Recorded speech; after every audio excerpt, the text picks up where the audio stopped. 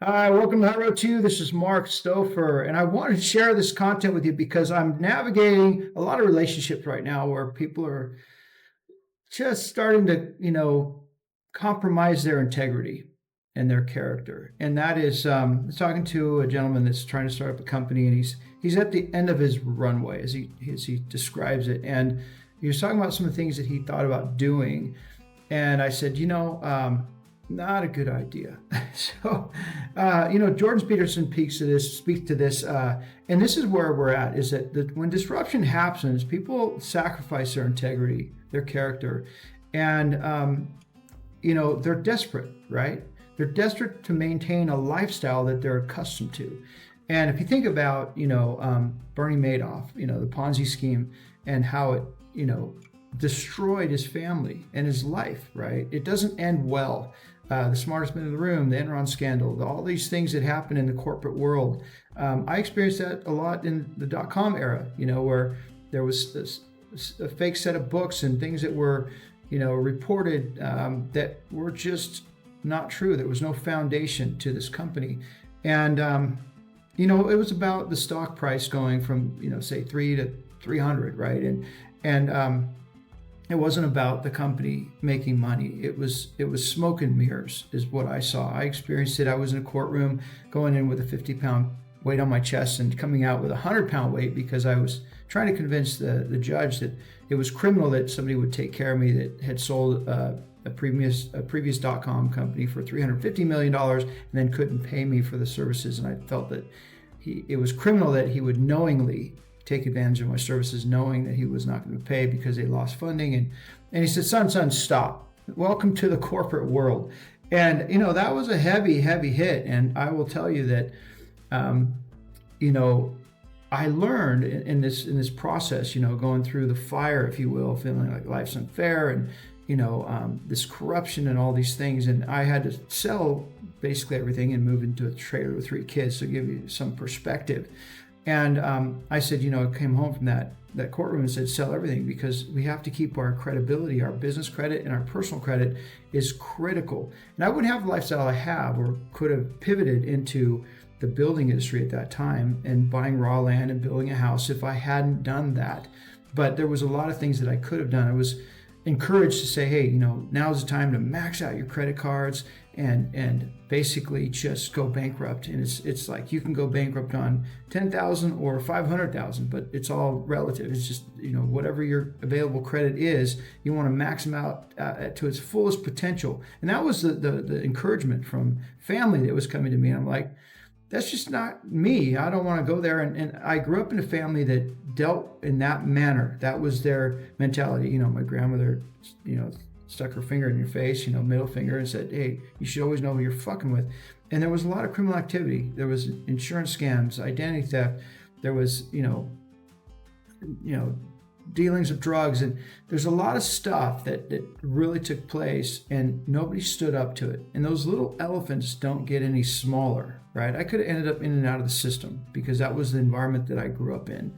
And my grandfather, men in my life just threw their hands up and walked away, and they just didn't have any backbone, balls to kind of confront the elephants in the room. And I think, we didn't need more shit. We needed more stuff. It was a way to avoid the family dysfunction. And, it was a train wreck, right? My grandfather's kids, my mom, my aunt, my uncle were train wrecks. And, it was quite incredibly sad, right? And I just determined I wasn't going to go down that path, and I wanted to raise my kids without that kind of influence, right? I was thankful that I had a counselor come beside me, and after talking with my probation officer, and said, hey, there's a difference between a job and a career. A career is something you love to do, and they pay you for it. You can get into this trade school, vocational school, and it just resonated with me, and I was hooked, man. I took that path and just put my blinders on and just didn't look back, and separated myself, most importantly, separated myself from the dysfunction, toxic relationship of my family and friends. So that was critical. And that happens on all levels, right? It happens from the political level to the corporate level to the community level to, that's the environment that you have to, navigate. I call it the storms. Like you're on a boat, you see the white caps, cloud formation, and you got to pivot and avoid those obvious storms. Sometimes they're indicators, but you see it for what it is, because you're going into the eye of the storm. You're going into deeper water. Sometimes you got to pivot, get into a safe harbor and high ground, higher road to you. And so don't take the low road. And I know sometimes it's very difficult when you find yourself in these situations where it just seems like the easy way out, And so Jordan Peterson, he speaks to this. And what's interesting is I grew up in an environment where it was in your face. And then I married into an environment where it was more subtle. It was just one of those, innocent, holier than thou, soft-spoken presentations. But it was simply the perfect environment, to master the natural ability to deceive. And I never knew, what Jordan Peterson is going to speak about as far as, what to do to prevent this type of thing that might happen in your life. So I hope you'll enjoy this. This is Jordan Peterson. This is Tony Robbins who introduces him for this particular presentation. So here we go. It's a lot to ask for, right? That you have to maintain your moral compass and your hopeful optimism in the face of the worst that can happen to you. But what the hell's your alternative? If the chickens do come home to roost and things start to go badly for you, and you are terrified by that and embittered as a consequence, and then you turn away from what's positive and highest, all that's going to happen clearly is that your suffering is going to get a lot worse, and that you're going to distribute that suffering to the people around you. So how in the world is that going to work? All right. I love that. How is that going to work? And that's truly what it is. Those elephants don't get any smaller. And there's not just one, now it's 2, 3, 4, 5. And then, the situation does not turn itself around. You have to step in and turn it around. And a lot of times most people do not understand. And then, it doesn't matter what they understand.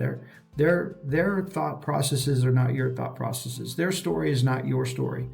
And it takes some due diligence, but it is absolutely worth it. And this is where Jordan Peterson speaks even more to. And I want to share this with you because most people that I know in my small universe are navigating these waters.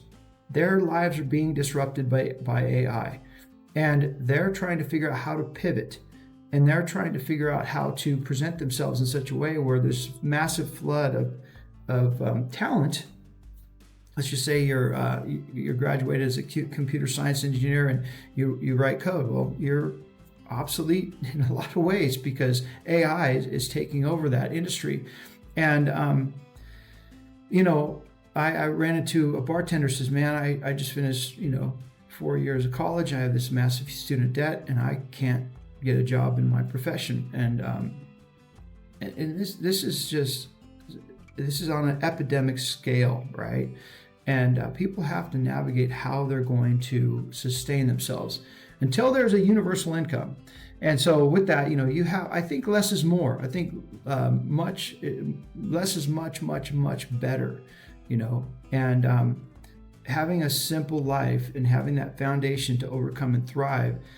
Being on a small boat, you can turn on a dime and get into a safe harbor and high ground.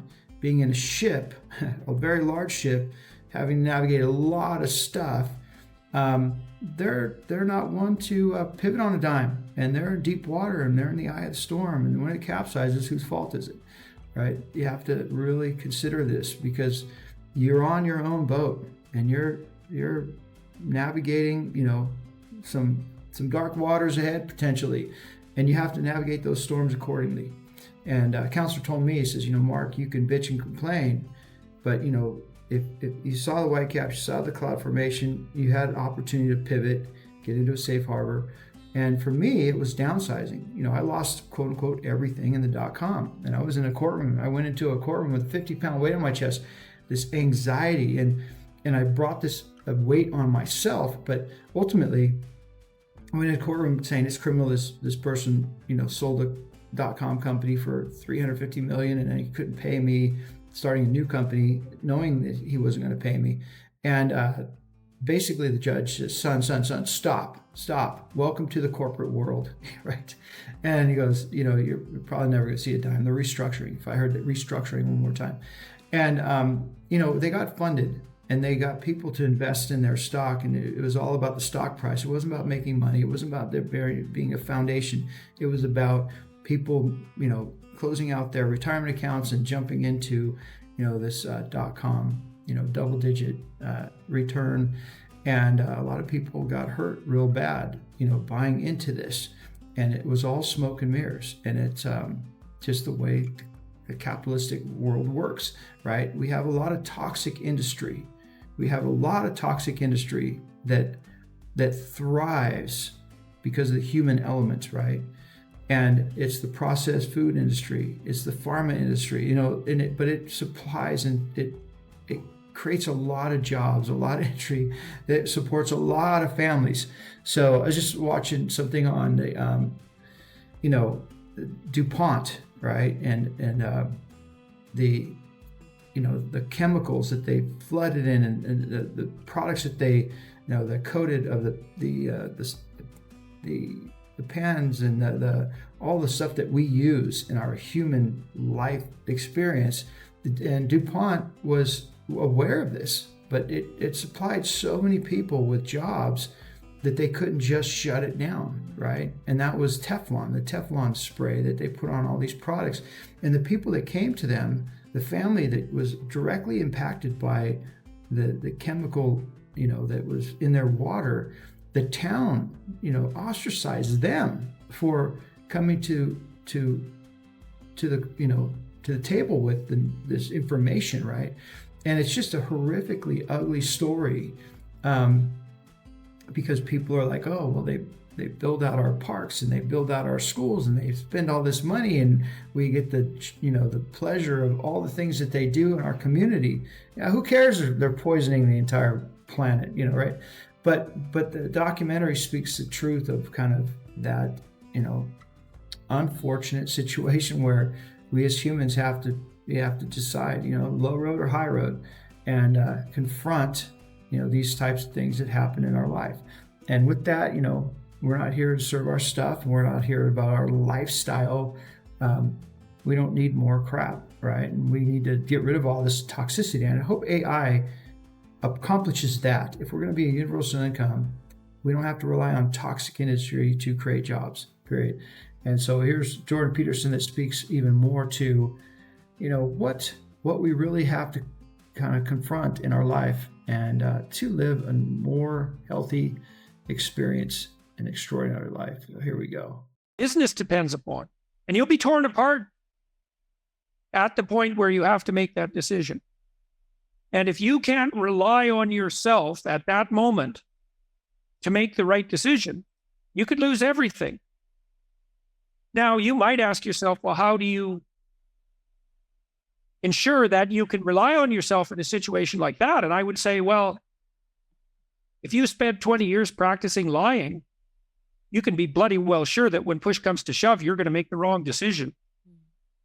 You're going to want to be, when things get rough around you, you're going to want to be in a situation where your eye is clear and your tongue is sharp.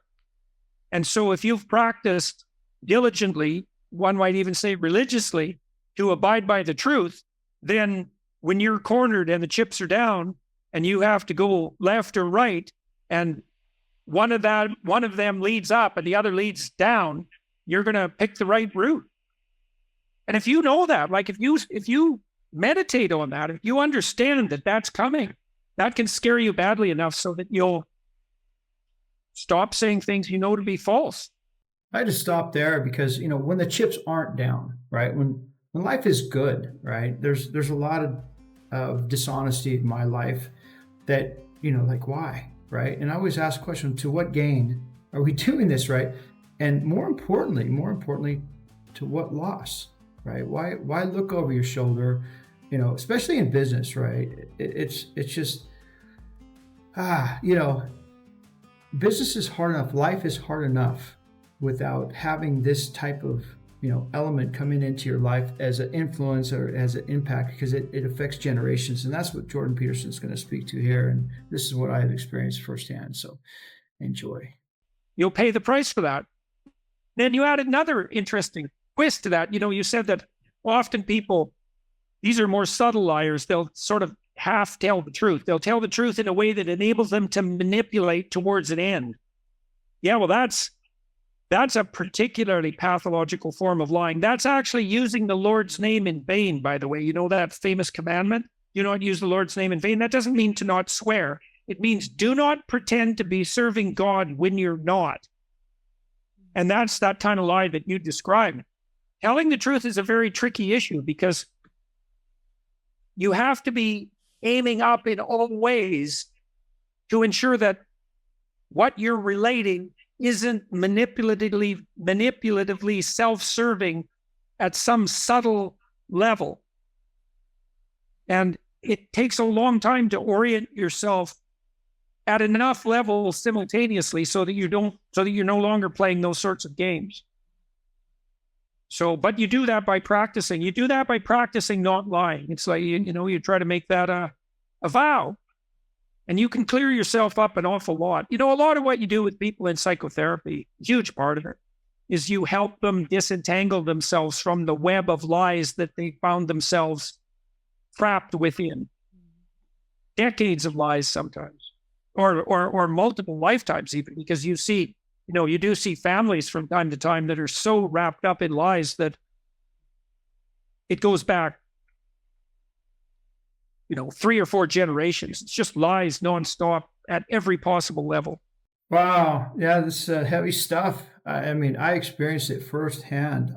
My whole entire life growing up with my family, and always ask the question why. I could overhear so much going on with how they were going to enter a store. My grandparents, my grandmother specifically, my aunt, my mom, or whoever else they were working with, and some insurance scam or some shoplifting. My grandmother had 4 fake IDs before she passed. And I would say this is an addiction like a drug, but how they influenced us, it was subtle, because I remember going into a gas station and there was these, vending machines, and I pushed the button and the candy came out, and I kept pushing buttons, it kept coming out. So we ran to the car, my grandfather was driving, and he was inside the store getting some things on a route. I can't remember where we were going. And my grandmother said, get it all. So it was, we packed, our shirts and ran back to the car, kept running back and forth. And I remember getting down the road quite a ways because it wasn't disclosed to my grandfather, and then we started to pull out this, this candy or whatever, all the stuff that was in the machine.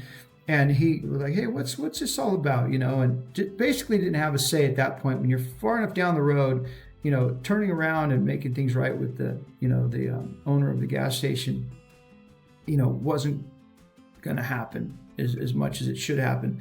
And I think that I would like to say that if I got down the road, I'd say, yeah, stop eating the candy, everything we're going to eat, we're going to pay for, and then we're going to return back in the same direction, and we'll stop and return everything. And so, I wanted to instill in my kids that type of foundation, and I had to separate myself from my family, from my friends, everybody that I associate with, because the influence is incredibly strong, And I remember a dear friend of mine, our parents grew up together, and he says, hey, heroin's the drug of choice among attorneys and, and doctors. And, it's like, it's a professional drug. So I said, well, I love you, but stay away from my family. I don't know what kind of element you're going to bring into my universe. And I have zero tolerance completely. So, you reach those points in life. And let me say this, is that I want to end with this, is that don't do that while the chips are down. I think to building that foundation, the counselors took me aside and said, hey, this is where you're at. You're on a small boat and you see the Whitecaps cloud formation. You see it for what it is. You don't go out into deeper water. Because that little boat that you turn on a dime into a safe harbor in high ground, now it becomes a larger and larger ship as it goes deeper and deeper out into deeper water. And now you're in the eye of the storm. And when that ship capsizes, whose fault is it? It's yours. It's because you knew better. And, I would just say, listen to what Jordan Peterson says, and realize that it happens on every level, right? It happens on every level. You set boundaries on yourself, you set boundaries on your family, and you just try not to see that toxicity, reach into the next generation, right? Because it very much will. The elephants don't get any smaller, they even multiply. And so, just that's what I could say. I would say this too. The last thing I'm going to say is that don't let anybody steal your joy, right? Don't let anybody steal your joy. That's what Jordan Peterson's talked to. He says, hey, what good does it do? You go through the trials of life. And I remember, just like, Lord, help me, give me the strength, the energy, the wisdom, the courage to kind of step up to this toxicity, right? And I remember he says, well, that's easy, knowing what God's will is. It was 1 Thessalonians 5:16-18. It was to be joyful always, to be thankful, and to pray constantly. Be joyful, pray constantly, and be thankful, for this is the will of Christ in your life. So if anybody went through any trials, I would say that Christ went through the trials of all of us, right? But the bottom line is that don't let anybody steal your joy. You got to stand up to this stuff. And while you do, be nutritionally healthy, be physically and socially healthy. Surround yourself with people that have a solid foundation and are not corrupt in that regard. Don't want to try to lead you down the dark road, the low road, right? It's about higher road to you and being aware of this. And another counselor, took me aside and says, hey, let your no be no and your yes be yes. So when you see the white cloud formation, you're associating with something that you say, not going to happen. And sometimes you don't say anything. You ghost them. Like, I'm not going to be part of this. You don't have to explain yourself. I left a lot of situations, a lot of parties, a lot of environments. Like, what happened to you? You just disappeared. I saw it for what it was. I didn't want to be part of it. And I don't have to explain why I'm going to leave.